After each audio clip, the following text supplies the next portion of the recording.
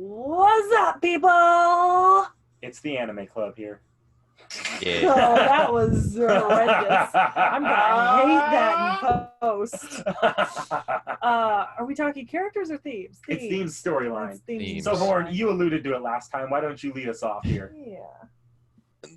There's a reason why I didn't like this currently, and it's mostly because of the darker storyline. I'm more fine with like watching dark stuff, but like I usually like to then supplement it with something light and fluffy.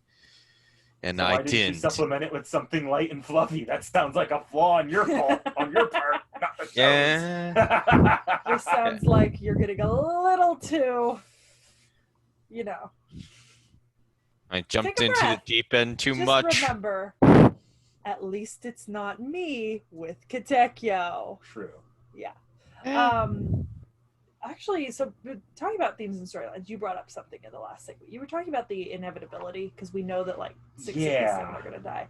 And so I think on my part, I hadn't really thought of that a whole lot, but it's interesting because none of the, so it's obvious 6 of the 7 of these spirit heroes are going to die, right? And you don't necessarily know which unless you've rewatched the show. And it is a fight. It's like a struggle to survive. But also at the same time, like all these people are already dead. Yeah. Which is interesting because what are they really fighting for is what you always think.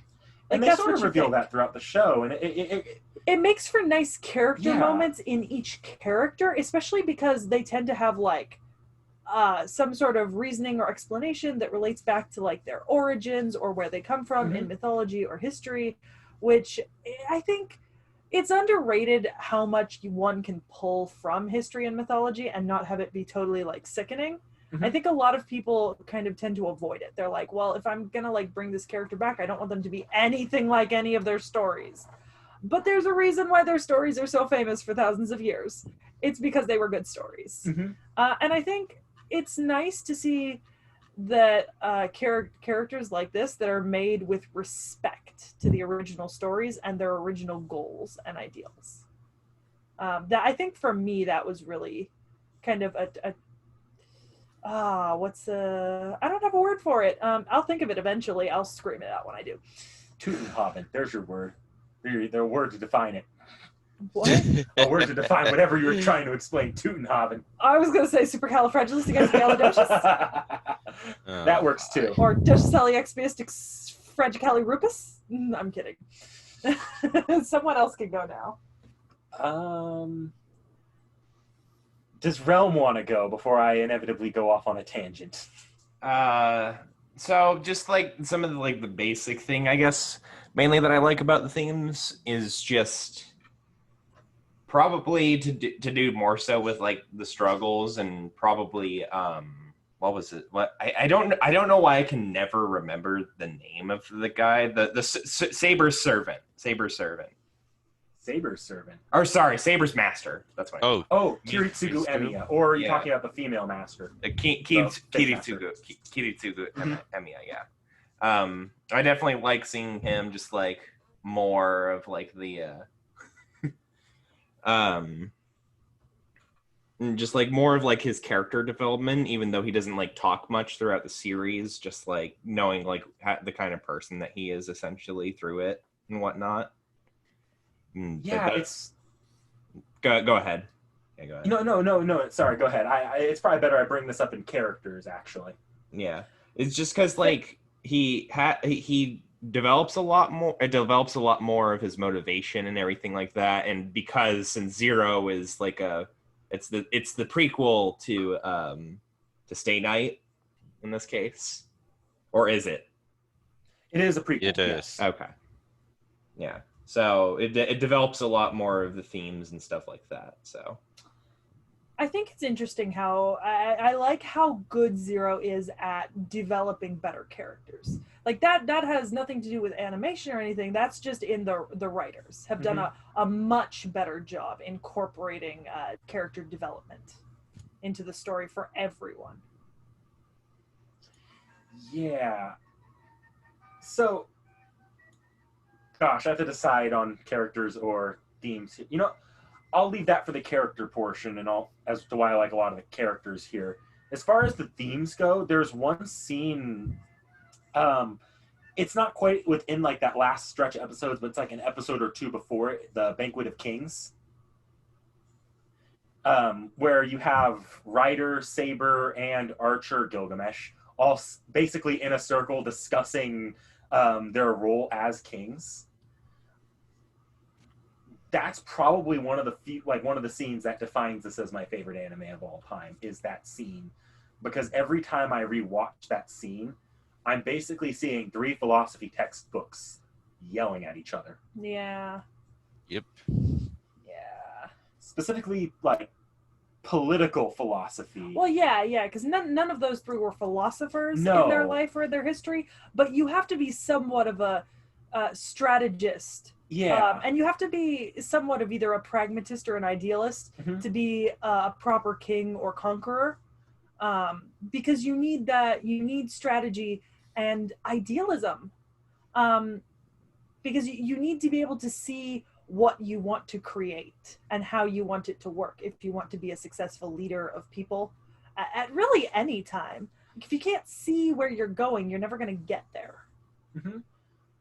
But and it's funny, like I it's that kind of where I've considered the characters more and more, and some of this like is hard to explain unless you've either are familiar with the original history or with the characters, or if you've watched way further into the Fate franchise. So like the ideal combination is you and me. Yeah. But like as a history nerd, you know that Gilgamesh really mellowed out within his lifetime. Yeah, mostly with the introduction of Enkidu as a outside force acting upon his philosophy, opinions, morals, and just life in general. Or how Ryder, we don't know who he is with starting this. We'll get into that with the characters, I think. But Ryder never actually succeeded, so his entire empire fell apart before he really got a chance to rule it.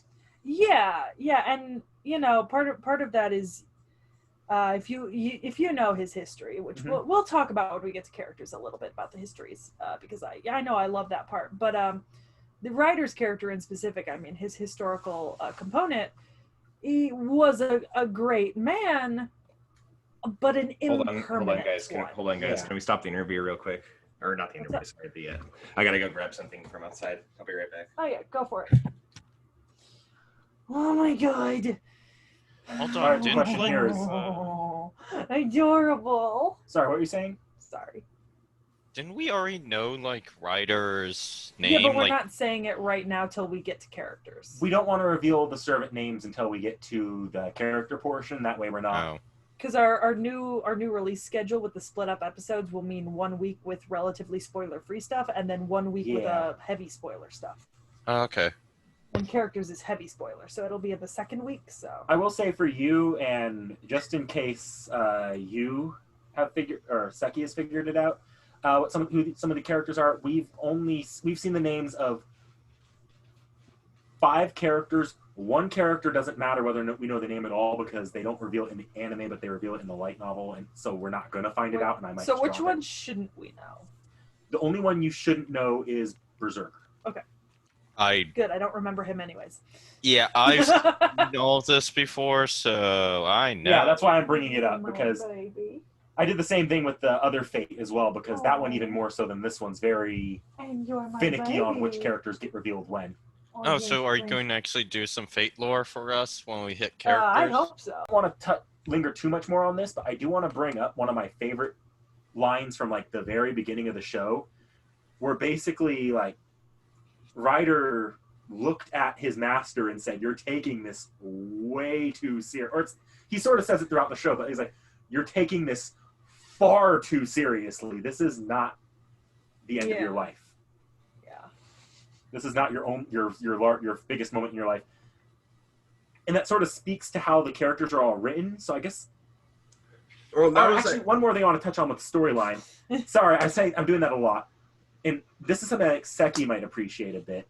I like that we complained a little bit in the last Fate that it was very linear. You were following Shiro's story from beginning to end. It felt like he did everything in that war. In this one, it's portrayed more like a Game of Thrones-esque thing, where there's no real main character. but you're swapping between a few different factions. Yeah. Yeah. Which was that was a more enjoyable way to experience a war kind of on this scale, because there aren't that many characters, and if you kind of exclude a few of the other major ones or make them only act as a direct avatar of like what's enacted on them by this other character, you lose a lot of like free will and any like decision making power that they may have had, which is unfortunate. Yeah. I just think it also makes for a much more, it makes for a better forward-moving story. Like, it makes me wish Stay Night was told in this way in some ways, but also I realize it's a very different story. So yeah, I guess on that note, do we want to move on to the characters? I've been holding myself back a lot here on this one. Yeah. Yeah. Try harder, everyone.